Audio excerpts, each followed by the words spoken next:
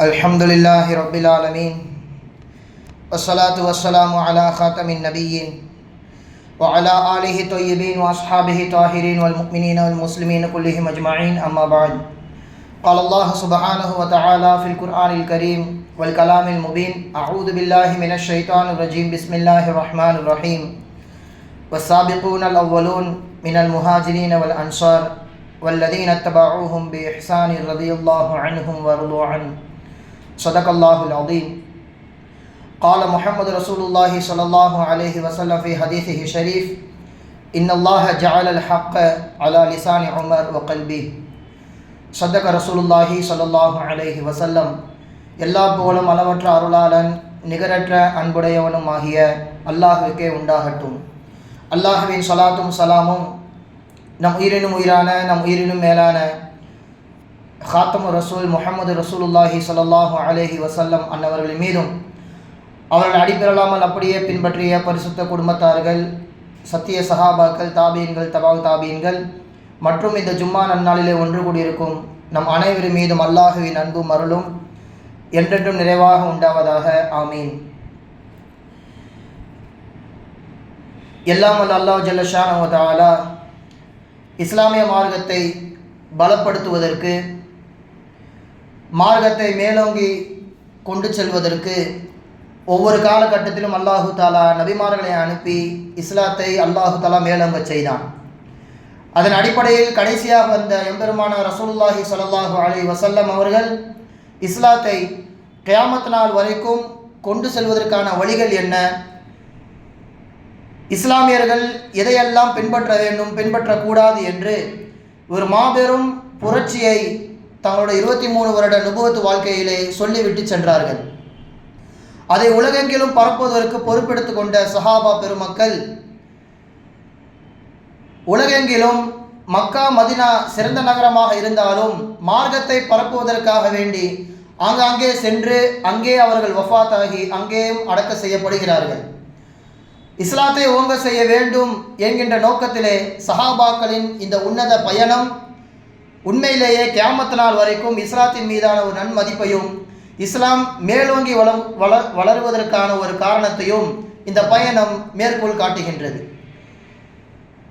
இருப்பினும் சில சஹாபாக்கள்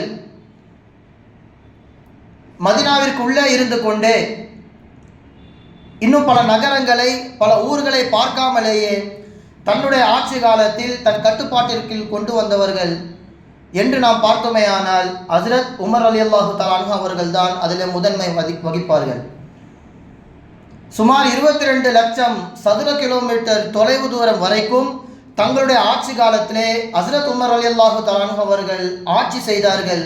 சொல்ல போனால் பல இடங்களுக்கு உமர் ரலியல்லாஹு தஆலா அன்ஹு அவர்கள் செல்லவே இல்லை. அவர்கள் படைகள் சென்றது. உமர் ரலியல்லாஹு தஆலா அன்ஹு அவர்கள் பேரை சொன்னவுடன் பல்வேறு நாடுகளை சந்தித்த, பல்வேறு போர்களை சந்தித்த ஜாம்பவான்கள் எல்லாம் மண்டியிட்டு நாட்டை ஒப்படைத்து விட்டார்கள். அந்த அளவிற்கு ஹஜ்ரத் உமர் ரலியல்லாஹு தஆலா அன்ஹு அவர்களின் வாழ்க்கை வரலாறு இஸ்லாமியர்களுக்கு மத்தியிலே, இஸ்லாமிய இளைஞர்களுக்கு மத்தியிலே ஒரு பாடமாக எடுத்துக்கொண்டு நடக்க வேண்டும். ஹஜ்ரத் உமர் ரலியல்லாஹு தஆலா அன்ஹு அவர்கள் ஷஹீதாக்கப்பட்ட தினம் துல்ஹஜ் மாதத்தின் பிறை 26 இன்றைய மக்ரிபிலிருந்து தொடங்குகிறது.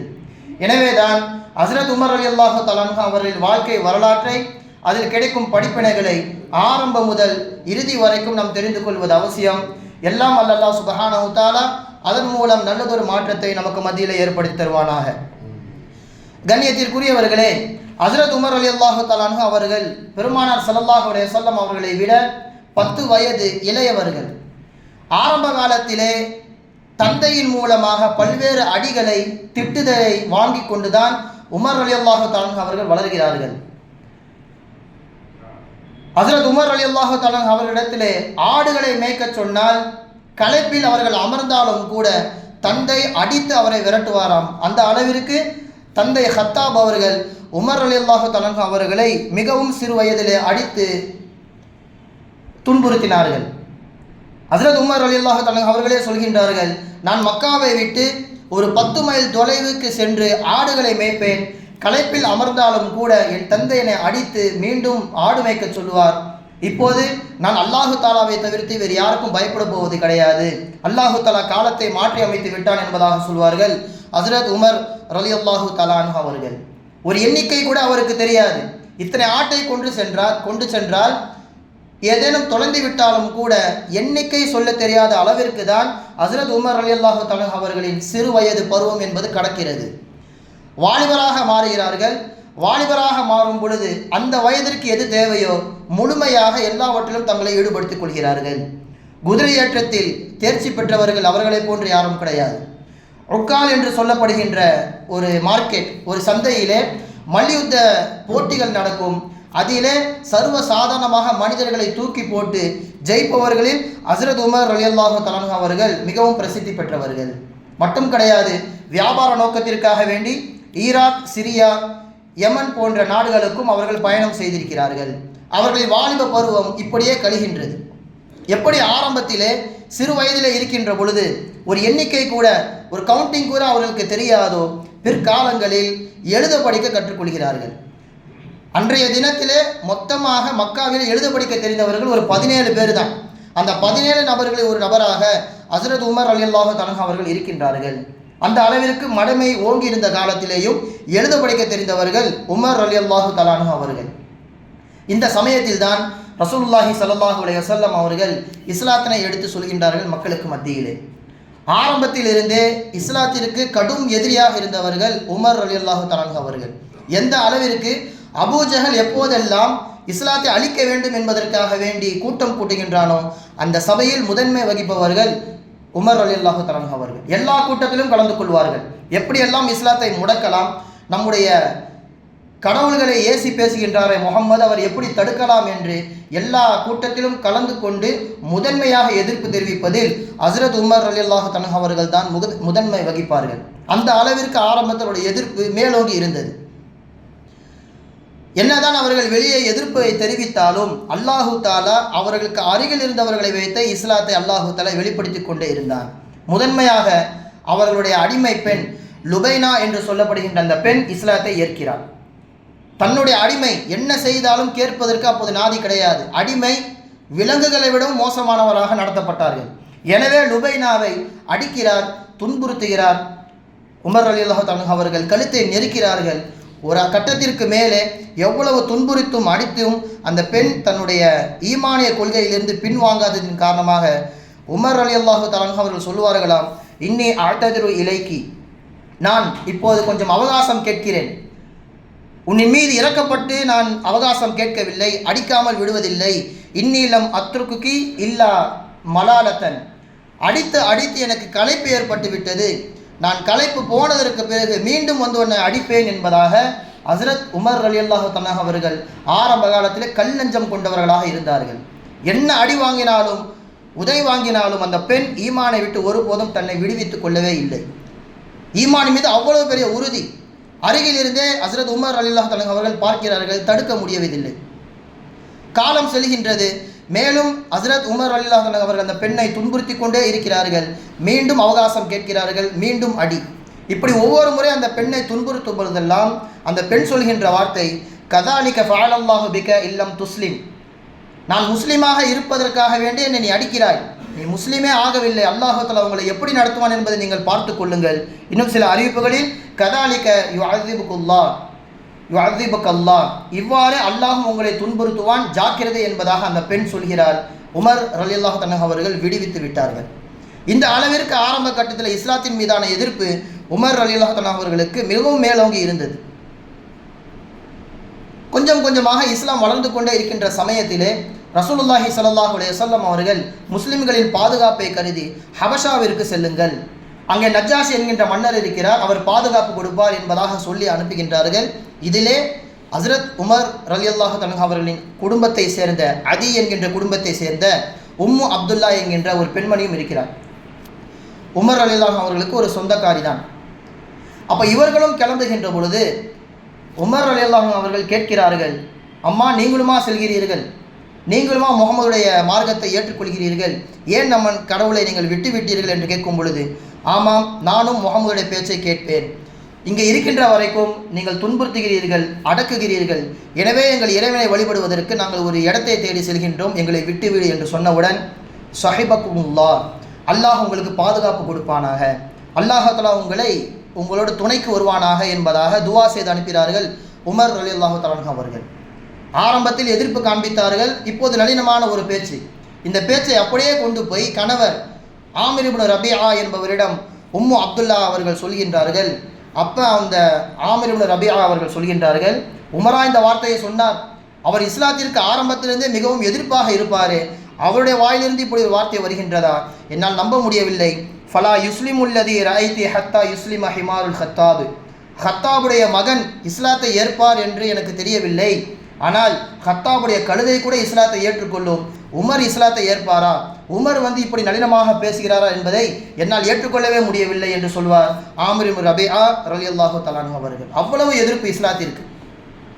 ஒரு கட்டத்தில் தான் இஸ்லாத்தை முடக்க முடியவில்லை, எனவே முகமதை கொன்று விடலாம் என்று நினைக்கின்ற பொழுது அந்த மஷ்ராவிலேயும் அபூஜஹல் கூட்டிய அந்த மஷ்ராவிலேயும் உமர் ரலியல்லாஹு அன்ஹு அவர்கள் கலந்து கொள்கிறார்கள். நானே அதை செய்கின்றேன், நம் கடவுளை களங்கப்படுத்தியவரை நானே என் கைகளால் கொள்கிறேன் என்று வாளை உருவி கொண்டு செல்லும் பொழுதுதான் வழியிலே நுஐம் என்கின்ற ஒரு நபர் சந்தித்து, முகம்மதை கொள்வது இருக்கட்டும், உன் குடும்பத்திலேயே உன்னுடைய மருமகனும் உன்னுடைய சகோதரியும் உன்னுடைய மச்சானும் உன்னுடைய சகோதரியுமே இஸ்லாத்தை ஏற்றுக்கொண்டார்களே, அதை எப்போது நீ தடுப்பாய் என்பதாக அவர் சொல்லிவிடுகிறார். எனவே வாளை எடுத்துக்கொண்டு வீட்டில் நுழைய அங்கே ஹப்பாப் ரலியல்லாஹு தஆலா அவர்கள் இருவருக்கும் குர்ஆனை சொல்லிக் கொண்டிருக்கிறார்கள். கதவை திறந்த வேகத்திலே ஹப்பாப் ரலியல்லாஹு அவர்கள் போய் ஒளிந்து கொள்கிறார்கள். அங்கே தங்கை ஃபாத்திமா அவர்களும் மருமகன் சயீத் அவர்களும் இருக்கிறார்கள்.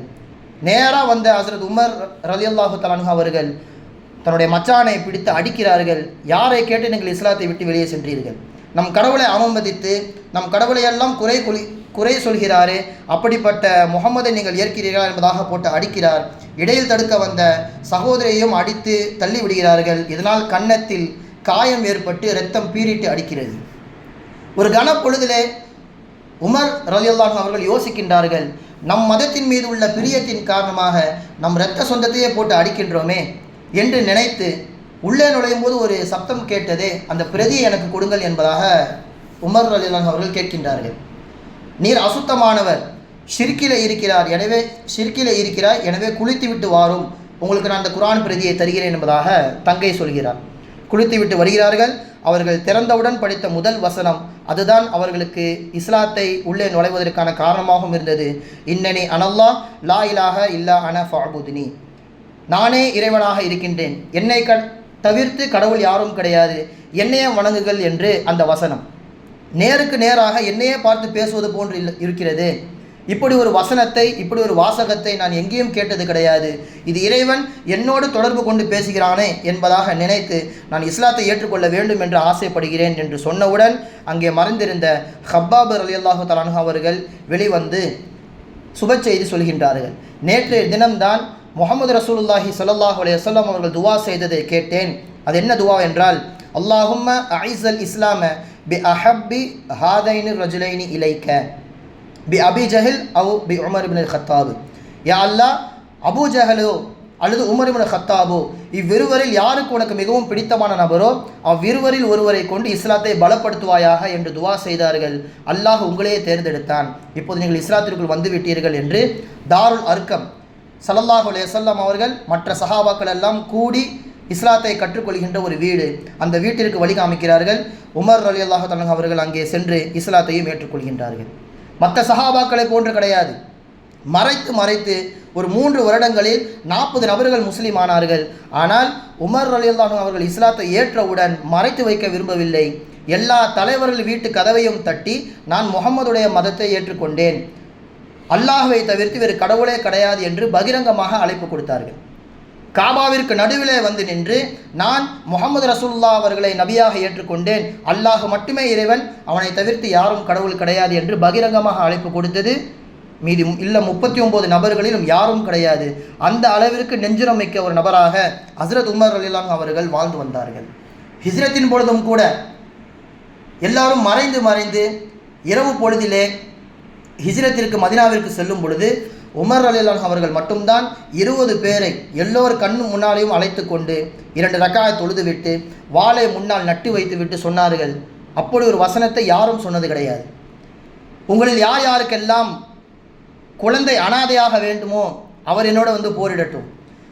உங்களில் யார் யாருக்கெல்லாம் தாய் மகனை பிரிய வேண்டும் என்று ஆசைப்படுகிறாரோ அவர் என்னோடு வந்து போர் செய்யட்டும். உங்களில் யாருடைய மனைவிமார்கள் எல்லாம் விதவைகளாக மாற வேண்டுமோ அப்படிப்பட்டவர்கள் இடத்தில் வந்து போர் செய்யட்டும். நான் எதிர்க்க தயாராக இருக்கின்றேன், இல்லை என்றால் எங்களுக்கு வழிவிடுங்கள் என்பதாக உறக்க சொல்லி 20 நபர்களை நேருக்கு நேராக எல்லா தலைவர்களுக்கு முன்னிலேயும் மதீனாவிற்கு அழைத்து சென்றார்கள் ஹஸ்ரத் உமர் ரலியல்லாஹு தஆலா அன்ஹு அவர்கள். இந்த அளவிற்கு இஸ்லாத்திற்கு வந்ததற்கு பின்னால் முஸ்லிம்களுக்கும் மகிழ்ச்சியாக இருந்தது, இஸ்லாமும் பலமடைந்து போனது. ஏன் இப்படி ஒரு மாற்றம்? உமர் ரலியல்லாஹு அவர்களுடைய ஈமானை பற்றியும் அவர்களுடைய அந்த கல்வி ஞானத்தை குறித்தும் ஸல்லல்லாஹு அலைஹி வஸல்லம் அவர்கள் பல சந்தர்ப்பங்களில் சொல்லியிருக்கிறார்கள். ஒரு கனவிலே ஹஸ்ரத் ரசூலுல்லாஹி ஸல்லல்லாஹு அலைஹி வஸல்லம் அவர்கள் சில மனிதர்களை காண்கிறார்கள். சிலருக்கு நெஞ்சு வரைக்கும் ஆடை தெரிகிறது, சிலருக்கு அதைவிட குறைவாக தெரிகின்றது.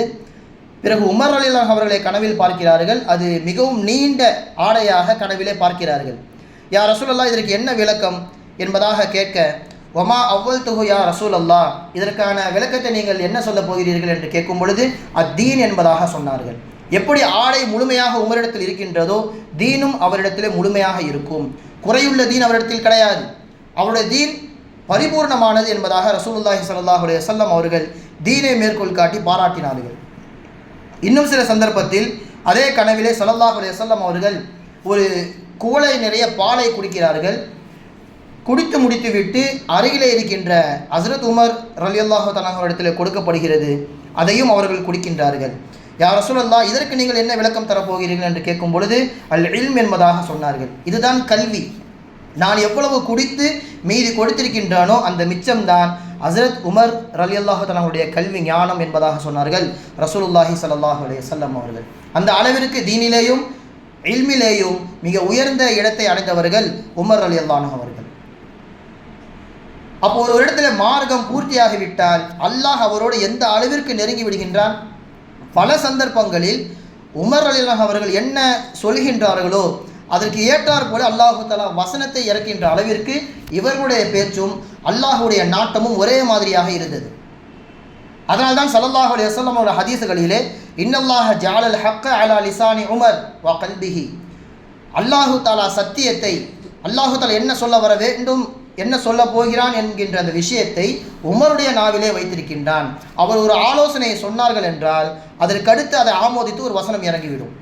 அப்படி பல சந்தர்ப்பங்களில் ஹஸ்ரத் உமர் ரலியல்லாஹு அவருடைய வார்த்தையை அல்லாஹு தஆலா எடுத்துக்கொள்கின்றான்.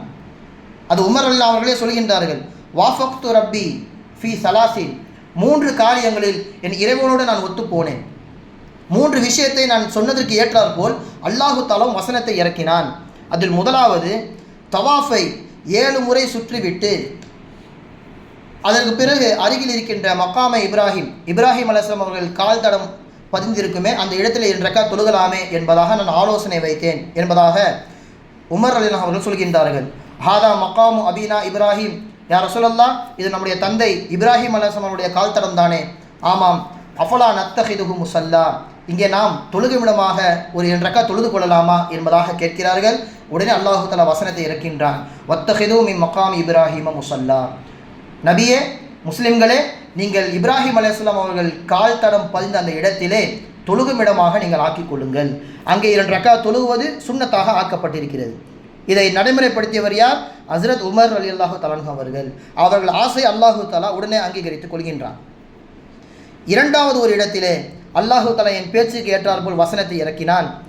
யா ரசூலல்லாஹ், உங்கள் மனைவிமார்கள் எங்களுடைய தாய்மார்கள், இருப்பினும் கூட உங்களை நிறைய நபர்கள் பார்க்க வருவார்கள், நல்லவர்களும் பார்க்க வருவார்கள், கெட்டவர்களும் பார்க்க வருவார்கள். எனவே அவர்கள் கண்களிலே நம்முடைய தாய்மார்களான உங்கள் மனைவிமார்கள் தெரியக்கூடாதல்லவா, அவர்கள் ஹிஜாபு போட்டால் நன்றாக இருக்குமே என்பதாக அவர்கள் சொன்னார்கள். அல்லாஹு தஆலா வசனத்தை இறக்கிவிட்டான். நபியே, உங்கள் மனைவிமார்களுக்கும் முஸ்லிம் பெண்களுக்கும் தங்கள் உடம்பைகளை போர்த்தி கொள்ளுமாறு நீங்கள் கட்டளையிடுங்கள் என்பதாக அல்லாஹு தஆலா வசனத்தை இறக்கின்றான். இது 2வது நிகழ்வு.